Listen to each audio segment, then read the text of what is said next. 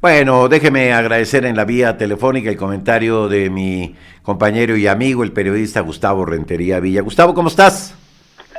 ¿Qué tal, mi muy querido Enrique Lascano? Te saludo con afecto, con mucho respeto.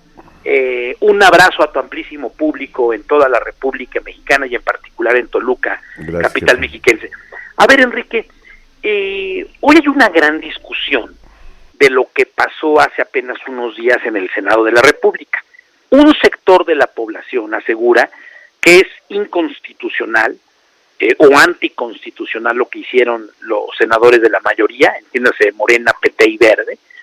Aseguran que esto será echado para atrás en la Suprema Corte de Justicia de la Nación, que nunca había habido un desaseo de tal magnitud en los últimos 50 años, que todo se hizo, permíteme el término, con las patas.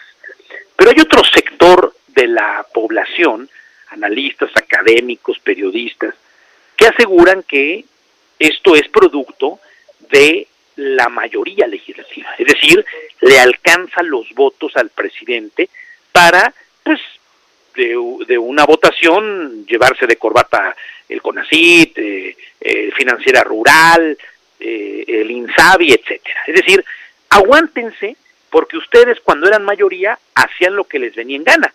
Nosotros ahora que somos mayoría podemos hacer esto, pero a ustedes no les gusta que les ganen las votaciones y por eso están llorando y por eso están chillando. Bueno, la realidad es mixta y lo explico. En 1997 fue la primera vez que el PRI perdió la mayoría legislativa. Así es. Es decir, antes, Enrique, tú lo viviste. Sí. Todos eran empleados del presidente, ministros de la Corte, gobernadores, Fíjate, Gustavo, que yo he comentado aquí que no hace mucho, es decir, no hace mucho en términos de lo que es la historia de los países. Yo recuerdo muy bien que me tocó la tarea en la época, te voy a decir, pues que creo que tu papá era el director general del INMER, por cierto. Me tocó la tarea de hacer la crónica parlamentaria desde el Senado con Pedro Ferriz Santa Cruz. Hacíamos las transmisiones de la crónica parlamentaria, de los debates parlamentarios, y todo el Senado era priista. Todos los senadores eran priistas. Pero cuando dices todo es todo, ¿eh? Claro, no había. Luego llegó Porfirio Muñoz Ledo, Ifigenia, tal, pero todo el Senado era priista, todos los senadores eran priistas. Y eso, pues parece que fue hace mucho, y no fue hace mucho. No, pues ya había nacido Enrique Lascano y no rebaja los 60. Ya habías nacido tú. Y te voy a decir, con respecto al otro que dices, que me preguntabas, pues mira, yo creo que para hacer cambios de desaparecer, por ejemplo, a una institución, sí requieres de una mayoría que no tiene en el Senado, pero, por ejemplo, en la Cámara de Diputados, que también se ha acusado de un desaseo parlamentario, se tiene que discutir primero algunas iniciativas en comisiones, porque eso marca el acuerdo de procedimiento parlamentario, y no se hizo, Gustavo. Y luego se llevaron y fueron a sesionar los senadores a otro lado, y se habla de que ni siquiera les alcanzaba el quórum.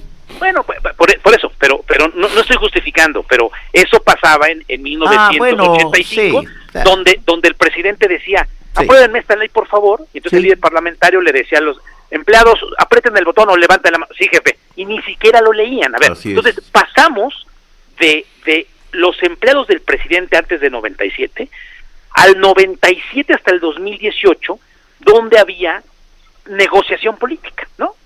Nos gustaba mucho porque era como un régimen parlamentario, ¿no? Sí. No le alcanzaba a Peña Nieto cambiar una ley, entonces tenía que unirse al PAN y unirse al PRD para poder cambiar la ley o modificar la Constitución, ¿de acuerdo? Exacto. Y eso le llamaron la concertación. El PRIAN-PRD se reparte las posiciones y la lana y por eso hace lo que le venga en gana. A ver, es una gran discusión.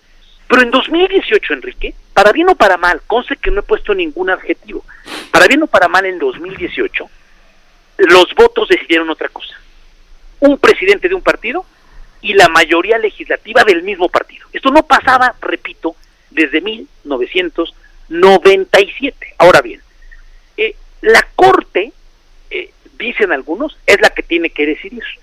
Si lo que está diciendo Lascano, Luciano de Rentería o Juan Pérez es legal o es ilegal, es constitucional o no, hubo desaseo o no. Entonces, eso lo tiene que hacer la Corte. ¿Qué se necesita para que eso lo haga la Corte, Enrique? Se necesitan mayorías calificadas. Y en el caso de los 11 ministros, se necesitan 8. 8. Y es interesante, Enrique, porque esos 8, ya digamos que 3 está cantado el voto. Ya sabemos quiénes son los 3 ministros, pues, que están Saldívar, la ministra Loreta y Coreta. Ok, ahora, con simplemente uno que tenga una cola larga, que esté preocupado, que lo conven, a ver, con uno ya vale gorro. Y entonces se dirá que bueno, fue legal. Entonces, más allá de que si en una persona, fíjate, en un solo ministro esté la declaratoria de la inconstitucionalidad o no, yo creo que es lo que se necesita. Si es que tú no estás de acuerdo, tú que me estás escuchando en tu auto, en la combi, en tu negocio, en la comodidad de tu departamento o tu fábrica, o en el lugar más recóndito del Ciudad de México, si no te gusta, tienes la capacidad con tu voto de equilibrar las cosas, ¿no? De votar diferenciadamente. Pero si te gusta lo que está haciendo López Obrador, vuelve a votar por Morena, PT y Verde Ecologista. O sea, de ese nivel es la importancia de nuestro voto, porque hoy pareciera que estamos olvidando al elector. El elector decidió esto. Oye, no, Gustavo, no digas eso. No, pues sí, porque le alcanza con número de votos suficiente para quitar el inhábil. Si no te gusta que tenga ese poder el presidente, llámese como se llame, quítale la mayoría legislativa. Pero creo que a veces nos rasgamos las vestiduras, porque en democracia, si gano, es legal. Si pierdo, hubo tranza, hubo corrupción. Entonces no es cierto. Creo que hoy ya nadie niega de que sí se cuentan los votos. Tú y yo vivimos en una época, Enrique, donde no se contaban los votos. Vivimos una época donde el presidente decidía todo, quitaba y ponía presidente. Entonces, si a ti no te gusta, puedes dar equilibrios legislativos. En el caso muy particular de la elección que tendremos aquí el 4 de junio, únicamente vamos a votar por gobernador.